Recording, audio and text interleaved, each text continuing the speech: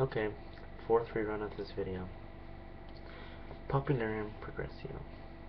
In order to help developing nations and ourselves, the world needs to band together.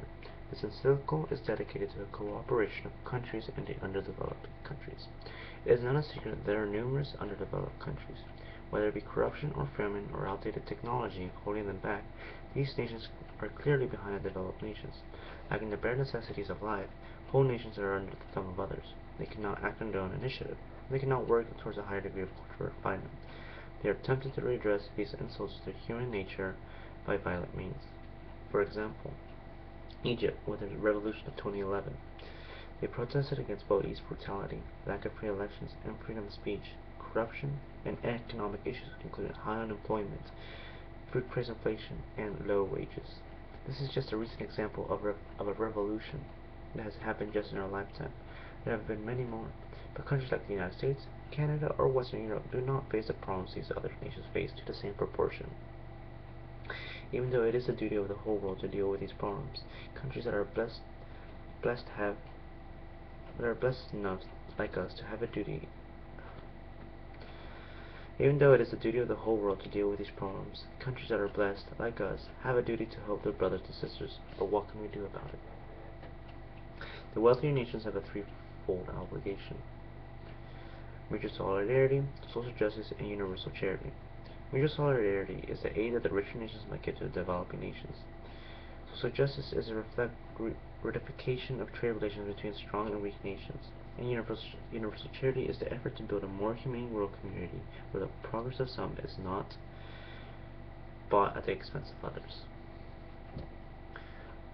Promoting human solidarity falls on the shoulders of nations. No nation should hoard its riches for its own use alone. Prosperous nations should set aside some of the goods it has produced in order to alleviate their needs. They should train educators, engineers, technicians, and scholars who will contribute their knowledge and their skills to these less fortunate countries. The encyclical also talks about a world fund. It would ask leaders to set aside part of their military expenditures for a world fund to relieve the needs of impoverished people.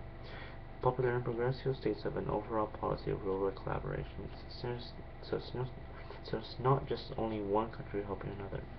By worldwide collaboration, the member nations would have less reason for fear or mistrust. They would not have to worry that financial or technical assistance was being used as a cover for some new form of colonialism or exert economic pressure on them, or create a new power group with controlling influence. For example, the U.S. involvement in Nicaragua in the 80s and Iran in the mid-20th century would be an example of a new power group with controlling influence. So we wouldn't have any of that, just a worldwide collaboration, not just the U.S. helping everyone. All these results are nullified if there is an unstable trade relations between rich and poor nations. There would be no ground for trust if they fear that what is being given them with one hand is being taken away with the other. The price of manufactured products is rising and can find a steady market. Basic crops and raw materials which are produced by less developed countries are subject to sudden and wide-range shifts in market prices. They do not share in the growing market. Free trade would no longer be adequate when both parties are in unequal positions. Competition should not be eliminated from trade transactions, but it must be kept within limits so that it operates justly and fairly. Free trade can be called only when it conforms to the demands of social justice.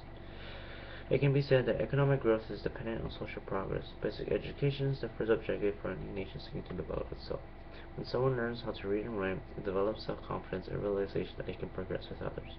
But there is also a danger in this. The younger generation usually immigrates from the country to a wealthier nation to acquire a higher quality education that will enable them to serve their own land with greater effectiveness. They do get a fine education, which is good, but very often they lose their respect for the cultural heritage of their own. Traditional culture comes into conflict with advanced techniques of modern industrialization. The younger generation regards them as useless obstacles and rejects them to embrace new forms of societal life. It would be a great mistake to sacrifice them for the sake of the former. All of this is needed in haste. Too many people are suffering. While some make progress, others stand still or move backwards, and the gap between them is widening. The work must proceed in measured steps if the proper equilibrium is to be maintained. Haste industrialization can undermine vital institutions and produce social evils, causing a setback to true human values. These examples can even be seen in our society today. For example, when work is done in common, it brings together and firmly unites the wills, minds, and hearts of men. In its accomplishments, men find themselves to be brothers. But work also promises money, pleasure, and power. It stirs up selfishness, and yet threatens man's dignity and enslave him. Rich and poor alike, the exclusive pursuit of material possessions prevents man's growth as a human being.